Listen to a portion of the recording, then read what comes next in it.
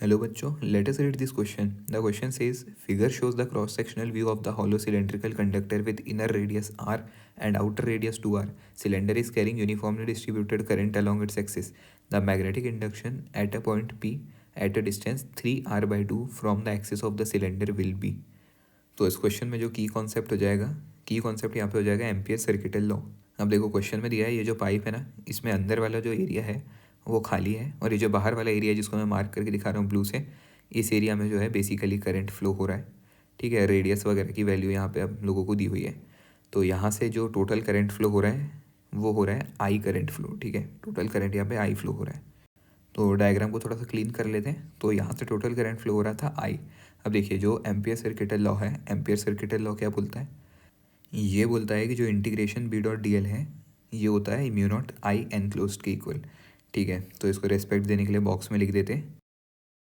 मैं आई एनक्लोज्ड क्या होता है? तो फॉर एग्जांपल मेरे पास कुछ वायर है। अब मैं एक इमेजिनरी लूप ये छोटा वाला ले रहा हूँ, तो इसके अंदर से आई एनक्लोज्ड केवल 2 वायर के इक्वल होगा, जबकि इस बड़े सर्कल में से जो आई एनक्लोज्ड है वो तीनों वायर का आई एनक्लोज्ड होगा। तो ऐसे होता है आई एनक्लोज्ड। बेसिकली जो आप इमेजिनरी सर्कल लेते हो ना, उसी के अंदर जितना भी करंट जाता है उसको बोलते हैं आई एनक्लोज्ड।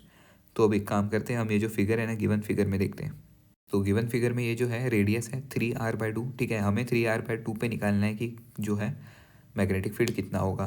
तो इसीलिए एक काम करते हैं, हम जो है एक इमेजिनरी सर्कल लेते हैं और इमेजिनरी सर्कल इसी पॉइंट से बनाते हैं 3r/2 वाले पॉइंट से, और उसके अंदर का जितना भी एरिया है ना उसकी वजह से क्या मैग्नेटिक फील्ड बनेगा वो फिर हम कैलकुलेट करेंगे।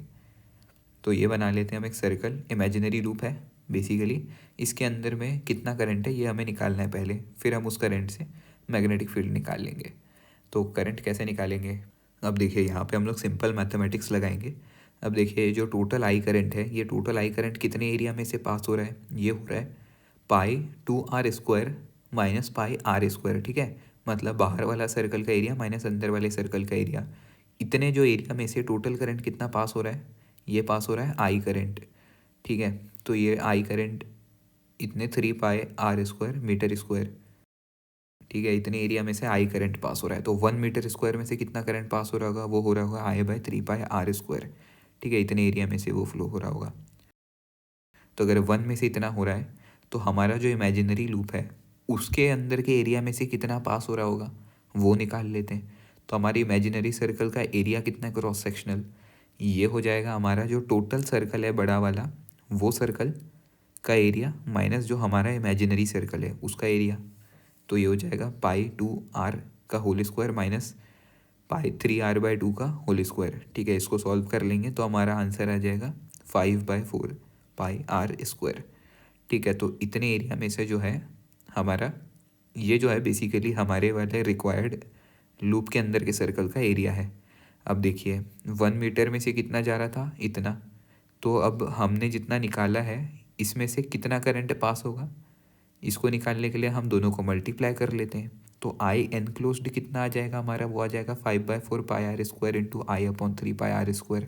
इसको सॉल्व कर लेंगे तो आ जाएगा आई एनक्लोज्ड आ जाएगा 5/12 आई। ठीक है, ये आ गया हमारा जो करंट है अंदर हाईलाइटेड वाले एरिया से कितना करंट पास हो रहा है। ठीक है, अब हम इसमें लगाते हैं एम्पियर सर्किटल लॉ। तो ये हो जाएगा B.dl is equal to mu nought, और आई की वैल्यू डालेंगे 5/12 आई। अब इंटीग्रेशन B.dl को सॉल्व करेंगे तो ये हमारा आ जाएगा B इंटू एल आ जाएगा हमारा 2πr के बराबर। ठीक है, is equal to mu nought into 5/12 I. अब ये देखो जो हमारा आर है, आर कितना है यहाँ पे? जो स्मॉल आर है, स्मॉल आर की वैल्यू हो जाएगी 3r/2।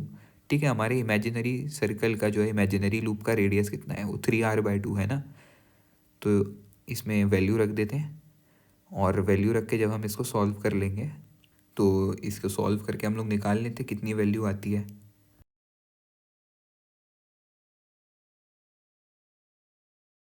ठीक है, तो आंसर आ जाएगा mu naught upon πr into 5i/36। तो ये जो है इस क्वेश्चन का करेक्ट आंसर हो जाएगा ऑप्शन 4th।